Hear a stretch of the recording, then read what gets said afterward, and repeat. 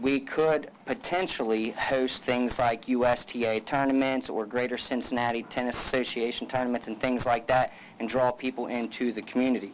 Another point I wanted to make is that, you know, our town's making progress, and one thing that I want to point out is that every community around us has tennis courts except us. So I think that is something that, especially bringing new people in, the people that are already here, the kids we have, I just think it'd be a great idea. Again, one of the things that a lot of people say, well, the old courts weren't used much towards right as they eventually took them out. Well, the problem that I had with that is that a lot of community members weren't exposed to tennis. It wasn't being taught in the schools. Another thing with that is there was no recreational department that provided equipment for, you know, regular use. The high school teams, again, they had to travel. And a lot of the players that did play were only people that were exposed by their parents or family members or friends prior to 9th grade. We only had 2 courts, so that kind of limited, you know, how many people could even play, or events that you wanted to hold. There wasn't enough courts to really hold anything big. And honestly, I felt like they could have been advertised a little bit more if they were taken care of. Now, what we have now is me being the physical education teacher down at Lincoln. I do have some equipment already, and I am going after more equipment through a grant that I believe that we can very easily get, and we would have that to use for my actual instruction for a unit, a yearly unit. After school programs, there are 2 that currently are ran. Miss Gina Berg usually runs one. She could use it if she would like. I usually run one in the second half of the school year so that we have 2 going. I would then use it in good weather, obviously. There's a summer program that could use it on a regular basis. And if we get the recreational department up and running, which the details are still to be discussed, I have volunteered to run the recreational department so that the kids could use equipment for multiple activities, not just tennis, but multiple activities throughout the week and the summer. Also, NKU's tennis programs, which are led by Mr. Nestor, he runs the men and women's leagues. He has agreed to provide us as a community with his players to come down and provide instruction to community members on a yearly basis. He also has other donors lined up for me to talk to help fund the project. What I expect to see in 5 to 7 years, hopefully, would be an increased interest for school clubs or teams, community leagues, anywhere from adult leagues, youth leagues, whatever we have numbers for or interest in, regular recreational use by all community members, current and new. The next big topic, obviously, is the cost of it. The Park Board has voted to contribute $40,000 to the project. With that, I have been looking into the USTA grant, which provides 20% of the project up to $50,000. That's in process now. When I get further into that, obviously I would need approval for different things throughout the city, or you guys to help go along with that. There's a game time matching grant which matches up to $100,000, but I cannot apply for that until next August or September. Again, I have some people that are interested donors through my connection with Coach Nestor, and I ran into a private donor, and what I was trying to do was just ask if this donor could prep the land for us to cut our costs down. And I thought that that was a realistic goal. And as I got talking with them, they ended up volunteering to donate not only to prep the land, but to construct the courts and fences so they could tear down any existing things in the way, prep the land, lay the gravel, compact it, lay the asphalt, and reintroduce the fences around the new courts. They did say that obviously the more grants and more donations that I can get would add to the project. The goal right now would be the donor agreed to lay 4 courts for us, but this is in conjunction with the $40,000 from the park. So we would have to make sure we provide that $40,000, and they would cover all costs. The only thing that they said they could not do are the poles and nets and lines, which obviously is why I would still go after other donors and grants. Now, the next big topic is the proposed locations. We have a couple different locations, but we're pretty much looking at one in particular, and that is because that is where the donor has shown most interest. So the first one is where the softball field lies in Gilland Park right now.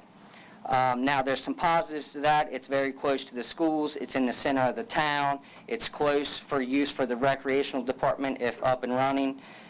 And the Youth League baseball can coordinate play on one field. Now, potential negatives, and I say potential because we found solutions for many of them already. The high school softball team has games and practices there. The high school soccer team practices there, and the Youth League football practices there. Now, changes that can be made to work this out that I've come up with. For the soccer team, I believe that some things may need to be done, but I doubt it. But I feel like they could practice on Route 8, the park down where there's a half court. I feel like that's nearly as much room as what the softball provides, the softball field provides. And I feel like they could practice there. So I'm not too concerned on that. Youth League football, I've talked to Joey Tucker, and we had discussed different ways of maneuvering some of the things that are in the park to where we could create more space for them, and they would have the same, if not maybe a little bit more, flat land for practice, so it really doesn't, it may not even affect Youth League football at all. It may actually benefit them. Now, with the softball team, I am currently communicating with KHSAA to figure out if we can have a field that hosts both softball and baseball. I believe it can be done. Some modifications may need to happen on the big field, and it would require the high school teams to work together to make sure that they can schedule the games and practices. It may be difficult, but I feel like it can be done. If it can't be done, then we'll start looking for other ideas. Let's see. Now, the donor's response to this location, they agreed to donate everything that I previously mentioned if the tennis courts are located in Gilland Park. Now, I'm pretty sure that nobody wants to see the new basketball courts go, and that's the only other spot. So with it being that, and when I was talking with the donor, they don't want the basketball courts to go. With having 2 fields, the idea is to get both of the high school teams able to play on one. Let's see. Other locations that we originally had discussed was on Dayton Pike with the whole, the new park that we're talking about putting in.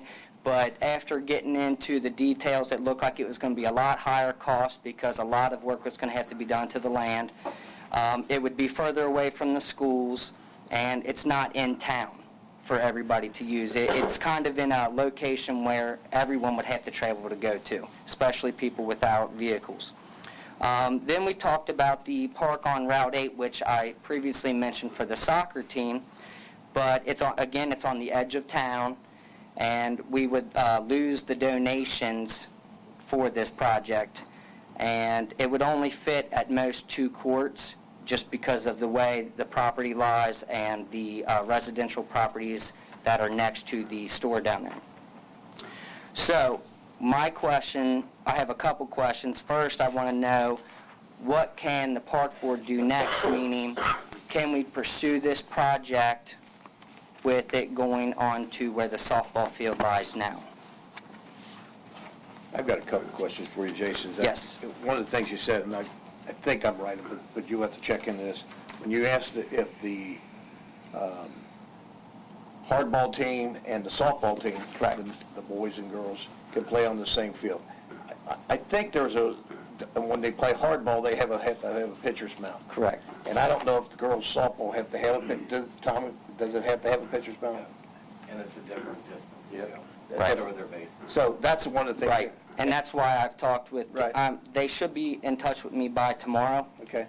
and I should be able to figure out if any adaptations can be made. The other question I have for you, you're talking about taking out the little field adjacent to St. Bernard. Correct. Have you ever thought about, there's some land right next to the basketball courts, that open, Right, but there's not enough, there would only be room for at the most one court, and we're looking to try to get at 4 so to you're trying to 5. you're trying to put them all together? I was trying to Oh, you're talking about trying to put space two, it out? yeah, 2 and 2.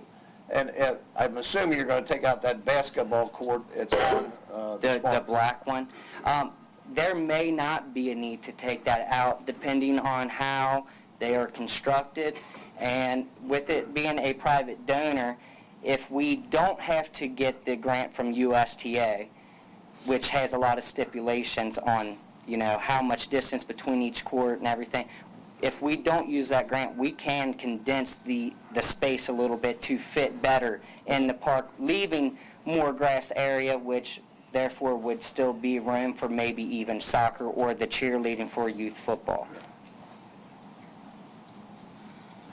Are there any other questions? It seems like for years and years and years, we've heard, we gotta have 2 fields, we have to have 2 fields, we have to have 2 fields.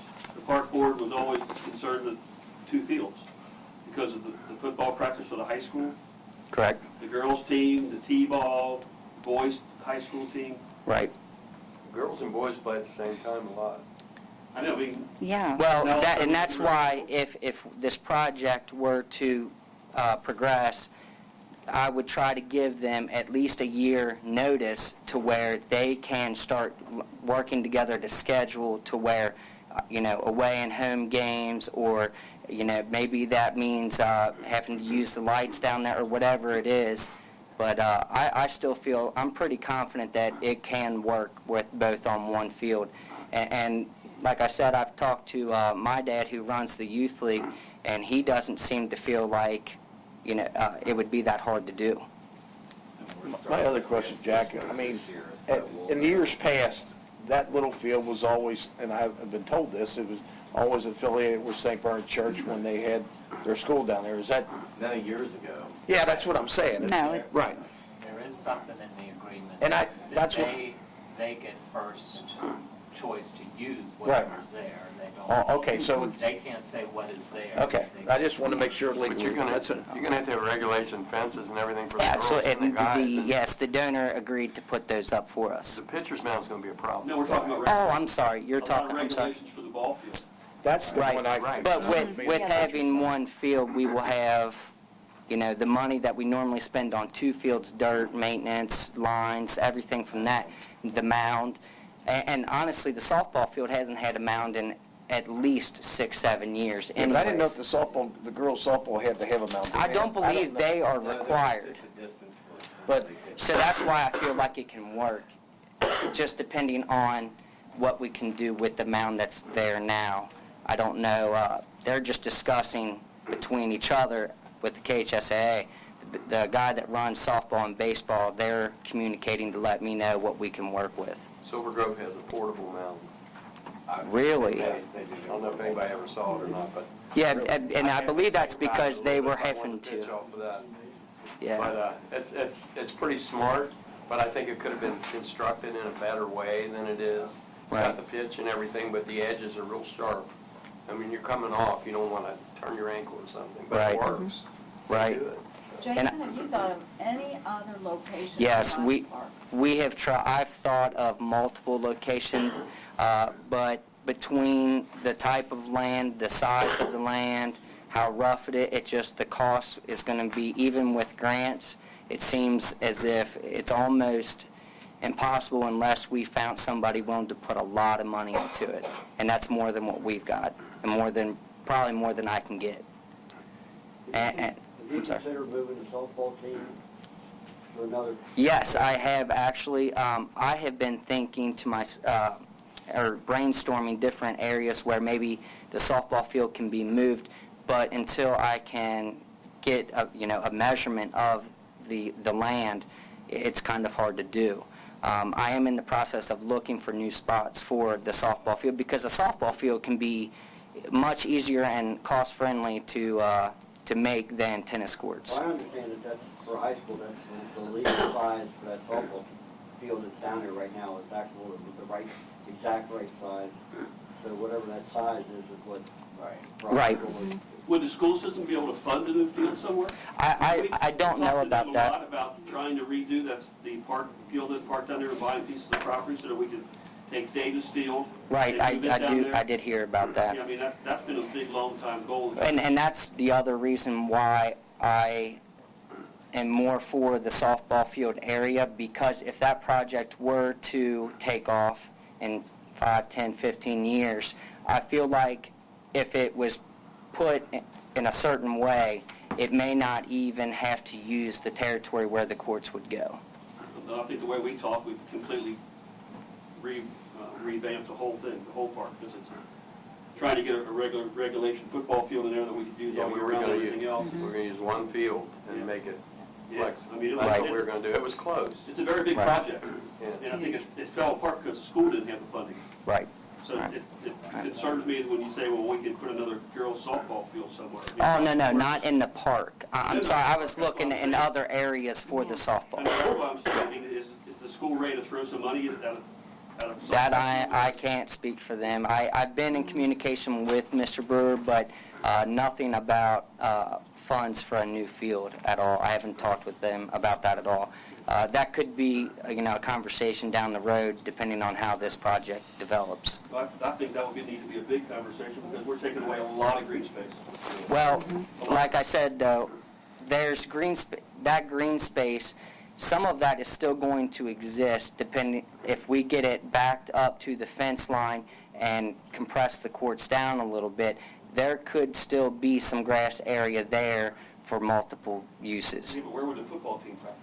Well, the football team, I don't think is going to be affected at all by it, and I mean, the way that works out is that grass area that would be left, the cheerleaders could use, plus that adjacent, that area where the volleyball court used to be, they could use those areas. And then I talked with Joey Tucker about the possibility of moving one of those gym sets for the little kids to another spot where it's like over by the baseball field where it's kind of uneven land, putting that there and then creating more flat space for them. So that was an idea that he actually brought up, I believe. What about the tennis courts on the other side of the, out by the concession stand, that area over there? What about that area? From the flood wall in to the concession? So you're talking where all of the other gym sets are? Pavilion and everything. The other side. That area. And then move the I honestly don't know. I would have to have measurements done in order to figure that out, but I don't know if that would work or not. It's a possibility, maybe. Okay, part of the problem with the original tennis courts was the foundation underneath them. Correct. Which was, in the end, caused all the cracking and Right. the issues where it got to be more expensive to fix them or to replace them. I think if you move to where Virgil is talking, we may run into the same problem as what's underneath there. Yeah, I understand, I'm just throwing But that out there being. in the football, at the baseball field, that's always been a ball field. Even when I was a little kid, it was First a of all, ball that was field. 40 years ago, or 30 years ago, or whatever. They don't do construction the way they did it, so I'm sure these guys know. Right. what No, I'm they're saying doing. what's underneath there is what caused the, But your biggest thing Problems. is you want to have all four courts adjacent to each other. You wouldn't Absolutely. want to have two here and. Well, I mean, somewhere. if we had to, and honestly, I think it would be more of a cost for the project total. If you have two sets of two courts, that's going to cause more cost for prepping the land and the fencing and other things like that. It's activity. When you Well, see I- all those four courts and they're full. and Absolutely. I used to play tennis there. And then the other grant, I I know, forgot to you're right. mention, the one grant that if we get, they do require some of the courts to have 60-foot and 30-foot lines so that it can't, so there's 3 courts in one. So it's adaptable for people with special needs or younger children or older adults that can't move as much or as well. They can slow the game down and play a lot better. Could we get help on that area? If we were to say, we'll have special needs courts, is there any funding Oh, yeah. for that? When I talked to the donor, I originally told him, I didn't include the information that the one grant requires some of them to have it. The more courts that have the lines for 30, 60, and 78, the more money you get for the project. That's how I was told, and that's through USTA. Now, they say up to 20% of the project cost. So obviously, the more you work with them, the more they're going to work with you. So, but they want every court to be adaptable. Now, when I was talking to the donor, they said that they didn't want every court, but they wouldn't mind if some courts did have the extra lines. What does it cost? It depends. I don't believe it's, other than the $40,000 that Park Board has voted to give, I don't believe, it's not going to cost the city any more than that. The donor has decided to take over any extra cost as far as prepping the land, laying the asphalt and gravel, and putting new fences up. The responsibility for me, as you can see on that first page, would be for me to go out and find some more donations for the poles and nets and lines. Now, honestly, I don't believe that's going to cost that much money, and I have other donors lined up that I am going to go with, or go after and try to see if I can get some more funding, which I believe should not be a problem. So my only question is what can the Park Board do next? I just don't know. Legally, do we need, or what the next step is, zoning, planning? I don't know exactly what's next in the process. Do I need... a contingency plan showing everything you're talking about and which ones you're going to, or officially, we're going to get this, this, and this, Right. right? Yeah, as far as zoning, there's no problem, it's already a It's park. already- Put any park uses there that you I- want, if you're gonna stay within. Stay within the limits, Yeah. right, the property lines, Yeah. right. I Now- would- I would like, I'm sorry. I'm sorry, no, you go I ahead. would like to see just kind of a drawing. Okay, I absolutely. mean, And I've not that- been down there enough right. that, just to get an idea of what the Absolutely. layout I can would have look that like. for you guys probably by the next meeting. I didn't do anything like that just for the simple fact is I didn't know what we can do as a park board. I didn't know if we put the money up, for one, do we need permission to use that $40,000 since it's going towards the park? And number two is, do we need permission to go further with the project? And with your proposal, you can only envision losing just the use of the softball field? Absolutely. Jason, I think one of the major things that you need to do is, I know what you said, it's going to cost us $40,000 out of park board money, but I think you ought to come up with your proposal, every nickel and dime, I shouldn't say every nickel and dime, but what it's going to Estimates. cost. Well, Because- the hard thing to do that, why that's so hard, I've gotten estimates from Right. different people, but the problem is, with having a donor willing to do so much, I can't really figure the cost because they're donating the materials, all the materials for every part of the project except the nets and poles. And I agree with what I'm saying to you, the cost of the fence is X amount of dollars, donated you by XYZ. Okay. The cost of Yeah. excavating, it costs $10, and I'm just using figuratively, donated by private donor. Lay it out exactly what it's going to Okay. cost. That way, everybody will be able to see it. That's not us, but everybody in the city. And I still go back to the location. I'd love to see if you could use the location adjacent to the basketball course now, that grass area there.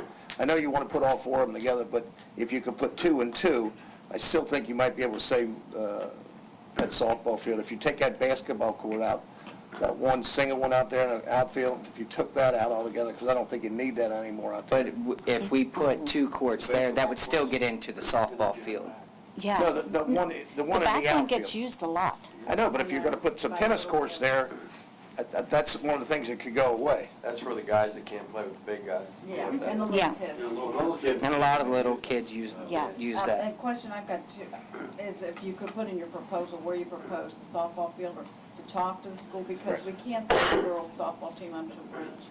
Well, No, right, That's so, a and, good sport we got going. right, and that's why I'm trying to figure if we could have both teams on the big field. Yeah. I feel like if it can work logistically, meaning, you know, we can adjust the mound maybe, or whatever it is that we can do, if we can make that work, I feel like, I don't feel like it's an issue. I mean, it's a little bit more work on the coaches and athletic director to schedule things, but I think it can work. And I don't think it should be that big of a problem. Every softball game like this, when I follow a kid and play softball, in high school, the girls are playing in different places than the boys field-wise. They might be in the same location, but they're not playing on the same fields. Nowhere I went that they played. Right. Dayton, they got the high school, the big field for the boys, and the girls playing that softball field. They're all like that. Well, Silver Grove actually has split until I believe until they got that portable mound. They were using Pendry Park and the Right. one that they had, I believe. And, I mean, with being a small school district in a small town, I really feel that one field could work. I think it's manageable, and I feel like the more things that we can bring into the park, you know, the better it is for the entire community. I mean, why 4 fields? I mean, that seems like a huge number. Because if you want to hold, so let's say, for example, the high school does get a team. I'm just theoretically, they get a team. If you want to hold, from what my understanding, and I could be wrong, if you want to hold any tournaments, I believe the minimum is either 3 or 4. And I truly feel that if all the kids are exposed to this, they have it available in the summer, they have it available in after-school programs, I think the interest will build over time. And I feel like that 4 courts may be needed. My one grandson plays for Bellevue, and they couldn't function with 2.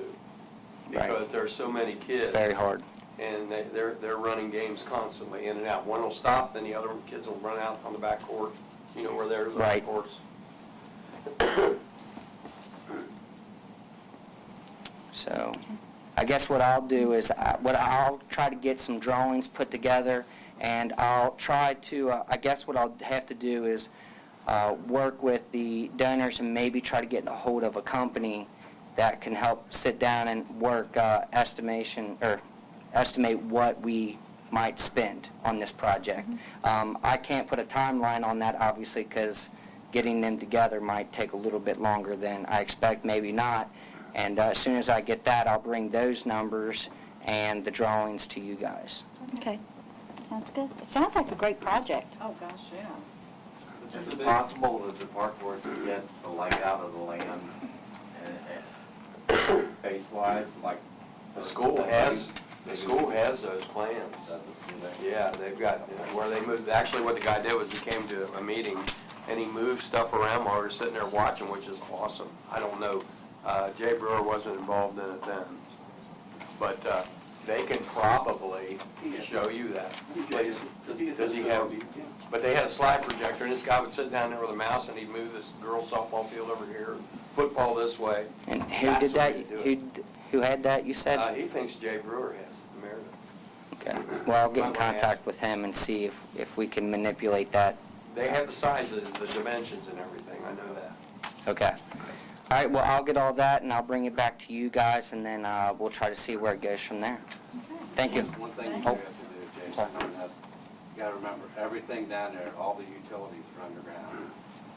So that's gonna be a major expense when you start digging, so make sure you get a.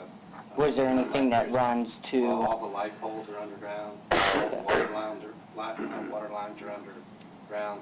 The main power that comes into concession actually runs about, from the north to the south, about 10 feet underneath the basketball courts, and then cuts back into the electrical room down there.